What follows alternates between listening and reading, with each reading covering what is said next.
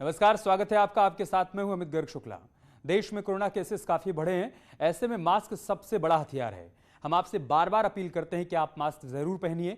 इसको लेकर न्यूज 18 ने एक मुहिम भी शुरू की है, #मास्क पहनो इंडिया। आप खुद से प्रण लीजिए कि जब तक ये महामारी है आप मास्क नहीं उतारेंगे।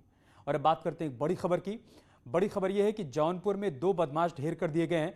मुठभेड़ के दौरान 2 बदमाश ढेर हुए हैं। बदमाश अभिषेक और नितिन मुठभेड़ में ढेर कर दिए गए हैं। मुठभेड़ में एक सिपाही को भी गोली लगी है, सिपाही घायल हो गया है। बदमाशों ने रविवार को बैंक के गनर की हत्या कर दी थी। सिंगरामऊ थाना क्षेत्र में यह मुठभेड़ हुई है, जिसमें पुलिस को बड़ी कामयाबी मिली है। 2 बदमाशों के साथ पुलिस का आमना सामना हुआ और पुलिस ने दोनों बदमाशों को ढेर कर दिया है। मुठभेड़ के दौरान बदमाश अभिषेक और नितिन ढेर हो गए हैं। दरअसल पुलिस को इनपुट मिला था, इनपुट के आधार पर पुलिस ने घेराबंदी की। इस दौरान दोनों तरफ से गोलीबारी हुई और मुठभेड़ में दोनों बदमाश ढेर कर दिए गए और एक सिपाही भी घायल हो गया है। आपको बता दें कि रविवार को इन बदमाशों ने बैंक के गनर की हत्या कर दी थी। सिंगरामऊ इलाके में पुलिस से इनका आमना सामना हुआ, दोनों तरफ से गोलीबारी हुई और पुलिस ने दोनों बदमाशों का एनकाउंटर कर दिया। तस्वीरें हम आपको दिखा रहे हैं, जौनपुर से तस्वीरें सामने आई हैं। वांटेड थे दोनों बदमाश। पुलिस के लिए एक बड़ी कामयाबी के तौर पर इसको देखा जा रहा है। रविवार को कैश बैंक के गनर की इन लोगों ने हत्या कर दी थी, उसके बाद से पुलिस इनकी तलाश कर रही थी और आखिरकार अब पुलिस को कामयाबी मिली है। और जौनपुर से हमारे सहयोगी मनोज इस वक्त हमारे साथ जुड़ चुके हैं। मनोज, क्या जानकारी इस बड़ी खबर के बारे में आपके पास?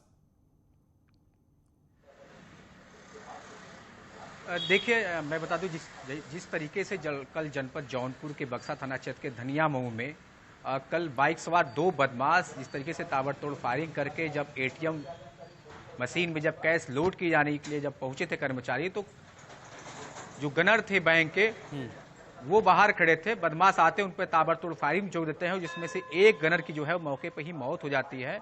पुलिस के लिए बहुत बड़ी चुनौती थी।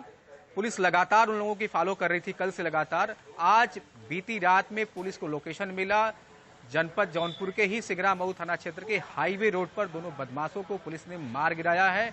मुठभेड़ के दौरान पुलिस ने यह भी खुलासा किया है कल जो हत्या हुई थी, जो लूट का प्रयास किया गया था एटीएम मशीन के में कैश डालने को लेकर, उसमें ये दोनों लोग वांछित थे, उसमें 2 फरार थे। पुलिस लगातार इनकी पीछा कर रही थी, इनकी तलाश कर रही थी।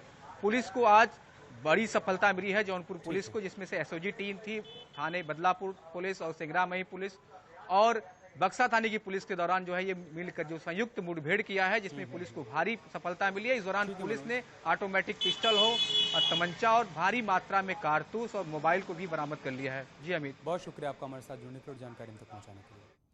एक बड़ी खबर गाजियाबाद से है। डासना इलाके में बने मंदिर में उस वक्त अफरा तफरी मच गई जब मंदिर प्रांगण में बिहार से आए एक साधु पर अज्ञात हमलावर ने चाकू से हमला कर दिया। हमले में जख्मी स्वामी नरेशानंद बिहार के समस्तीपुर जिले के रहने वाले हैं और वो यति नरसिम्हानंद सरस्वती के शिष्य बताए जा रहे हैं। किसी कार्यक्रम में शामिल होने के लिए वो यहाँ पर आए हुए थे और रात में मंदिर परिसर में सो रहे थे। तभी अज्ञात हमलावर ने उनके ऊपर चाकू से कई बार हमला किया। इस हमले में वो गंभीर रूप से घायल हो गए हैं। आनंद फानन में उनको नजदीकी अस्पताल में भर्ती करवाया गया, जहां अभी भी उनका इलाज चल रहा है। पुलिस सभी पहलुओं से पूरे मामले की जांच पड़ताल कर रही है। नरेशानंद जी हैं जो कि डासना मंदिर में रुके हुए थे। समस्तीपुर बिहार से 7 तारीख को आए थे किसी कार्यक्रम में सम्मिलित होने। तो वो बाहर सोए हुए थे खुले में। तभी जैसा कि बताया जा रहा है कि कोई व्यक्ति आया और उसने उनके ऊपर कई बार किए चाकू से। तो अभी उनकी स्थिति ठीक है, उनको अस्पताल में भर्ती करवाया गया है। इस दौरान तत्काल जानकारी मिलते ही वहाँ उनका इलाज चल रहा है। यूपी के कई जिलों में बाढ़ का प्रकोप है। प्रदेश में इस वक्त गंगा, यमुना, बेतवा, चंबल, सरयू समेत कई नदियां उफान पर हैं। कई जिले में निचले इलाकों से लोग पलायन को मजबूर हैं। सूबे के 25 जिले बाढ़ से सीधे तौर पर प्रभावित हुए हैं। प्रयागराज, कौशाम्बी और फतेहपुर से बाढ़ की बेहद खतरनाक तस्वीर सामने आई है, जहां लोगों के घरों में पानी घुस चुका है। प्रयागराज के दारागंज बख्शी बांध से नागवासुकी होकर संगम जाने वाली सड़क पर नाव चल रही है। नागवासुकी रोड किनारे बने मकानों में 10 फीट से भी ऊपर तक पानी भर चुका है। कौशाम्बी में यमुना में बढ़े जलस्तर से तराई के गांव पानी घुसने से यहां के लोग परेशान हैं। फसलें जलमग्न हो चुकी हैं तो कई गांवों का संपर्क भी टूट चुका है। लोग नाव के सहारे जिंदगी की जद्दोजहद में जुटे हुए हैं। फतेहपुर में भी यमुना नदी का जलस्तर बढ़ने से कई गांव बाढ़ की चपेट में आ गए हैं। 3 तस्वीरें हम आपको दिखा रहे हैं। बाढ़ से कैसे हालात बने हुए हैं अलग अलग शहरों में, इन तस्वीरों के माध्यम से आप देख सकते हैं।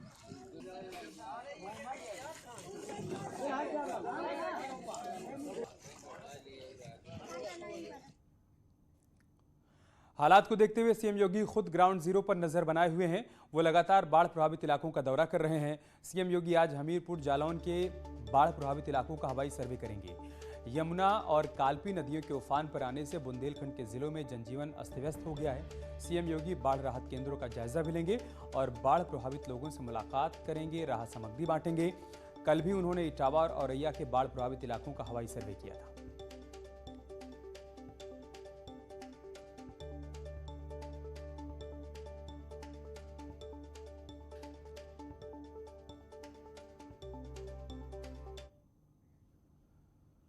तो कल भी सीएम योगी ने औरैया और इटावा का हवाई सर्वेक्षण किया और बाढ़ से हुए नुकसान का आकलन किया। बाढ़ के हालात का जायजा लेने के बाद सीएम योगी ने अधिकारियों के साथ बैठक कर उन्हें निर्देशित भी किया। इसके साथ ही सीएम योगी ने इटावा और औरैया दोनों ही जगहों पर बाढ़ से प्रभावित लोगों से मुलाकात की, उनको राहत सामग्री बांटी। साथ ही सीएम ने लोगों को हर संभव मदद का भरोसा भी दिया।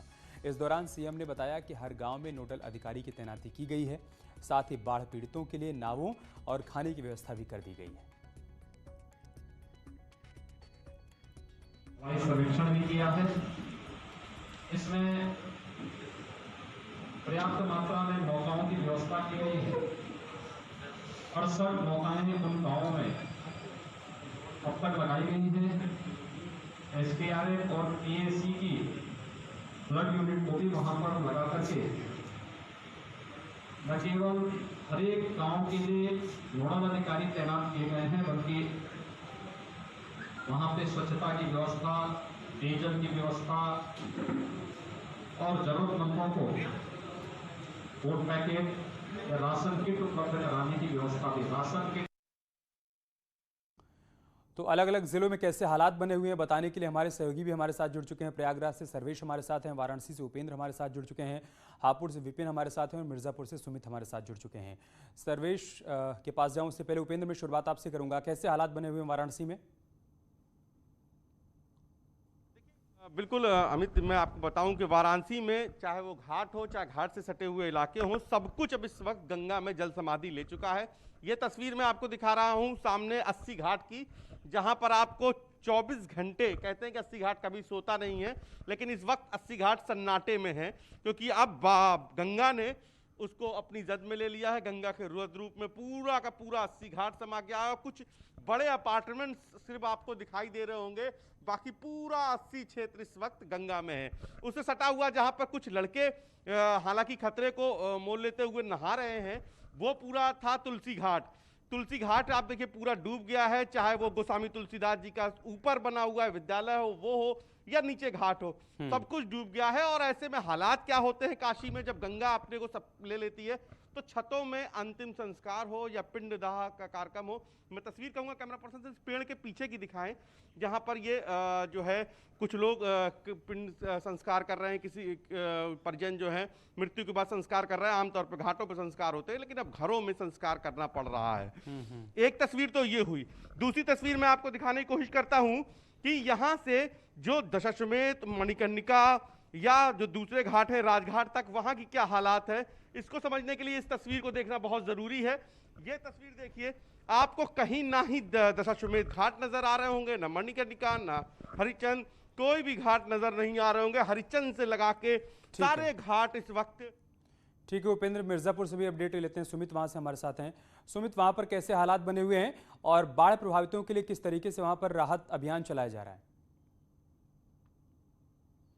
बिल्कुल, देखिए हम एक घाट पे खड़े हुए हैं और ये घाट सबसे मिर्जापुर का ऐतिहासिक घाट बताया जाता है और यहाँ पे पर्यटन के दृष्टि से लाखों लोग यहाँ पर महीनों में आया करते हैं। आप ये देख सकते हैं, पानी, बाढ़ ने एक ऐसी तबाही मचाई है जहां पे हर कोई जगह पानी ही पानी है। मिर्जापुर में बता दें जो खतरे का निशान था वो लगभग आंकड़ा पार कर चुका है और लगभग यहाँ पे 50 गांव जो अभी तक थे, जहाँ पे खेती हुआ करती थी, जहाँ पे फसल उगा करते थे, आज वहाँ पे पानी पानी है चारों ओर। हालांकि प्रशासन ने ये दावा जरूर किया है कि उनको राहत पैकेट पहुंचाई गई है, जो वहाँ पे फंसे हुए लोग हैं उनको स्टीमर दिया गया है, उनको नाव दी गई है कि वो बाहर निकल सके।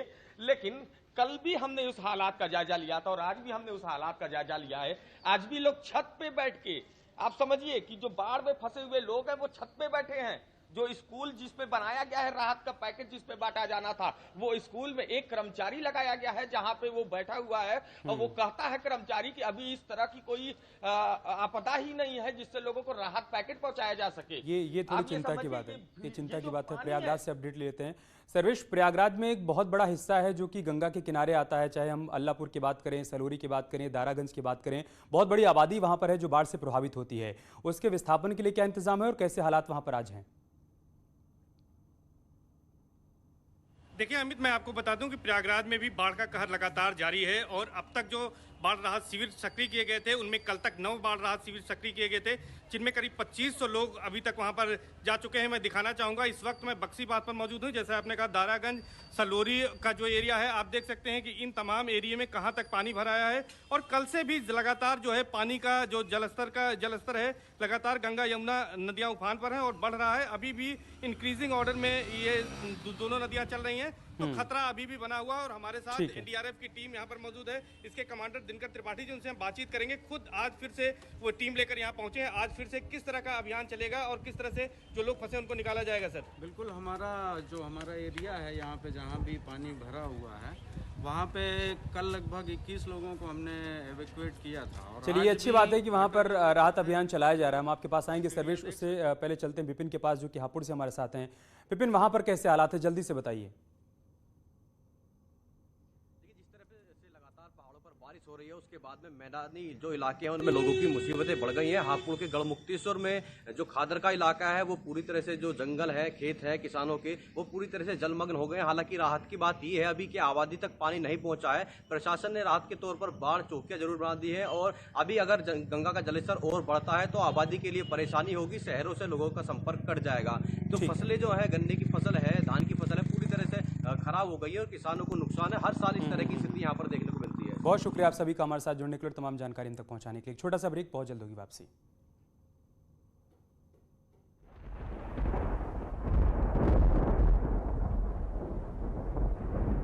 चाल वायरल हुआ वीडियो। और अब बात करते हैं एक और बड़ी खबर की। राज्य विधि आयोग की तरफ से जनसंख्या नियंत्रण पर मसौदा तैयार हो गया है।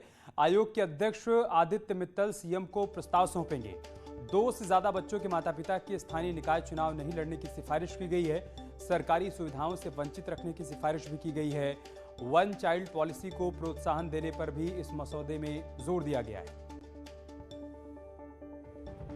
और लखनऊ से हमारे सहयोगी अनामिका इस वक्त हमारे साथ जुड़ चुकी है। अनामिका, और क्या जानकारी इस प्रस्ताव के बारे में? देखिए, मैं लंबे समय से राज्य विधि आयोग इस पर काम कर रहा था, लेकिन अब खबर ये है कि राज्य विधि आयोग ने तमाम लोगों के सुझाव लेने के बाद अंतिम मसौदे को तैयार कर लिया है। मुख्यमंत्री योगी आदित्यनाथ का समय मिलने का इंतजार है। समय मिलते ही राज्य विधि आयोग अपनी ओर से तैयार अंतिम मसौदे को मुख्यमंत्री योगी आदित्यनाथ को सौंप देगा। हालांकि बड़ी खबर यह है कि अंतिम मसौदे में भी वही प्रावधान है जिस पर सरकार विचार कर रही थी और राज्य विधि आयोग विचार कर रहा था, यानी कि 2 से ज्यादा बच्चे जिनके हैं उन लोगों के ऊपर कुछ कड़े नियम लागू होंगे, यानी कि जो पंचायत चुनाव है या निकाय के चुनाव है ये लड़ने से वो वंचित रह जाएंगे। साथ ही बहुत सारी सरकारी सुविधाओं के लाभ से भी वो वंचित रह जाएंगे। तो अंतिम मसौदे में भी इस बात का प्रावधान किया गया है ताकि लोगों को प्रोत्साहन मिल सके सिंगल चाइल्ड पॉलिसी को लेकर। बहुत शुक्रिया अनामिका आपका हमारे साथ जुड़ने के लिए और जानकारी हम तक पहुंचाने के लिए। इसके साथ इस बुलेटिन में इतना ही। खबरें जारी हैं, आप बने रहिए हमारे साथ। नमस्कार।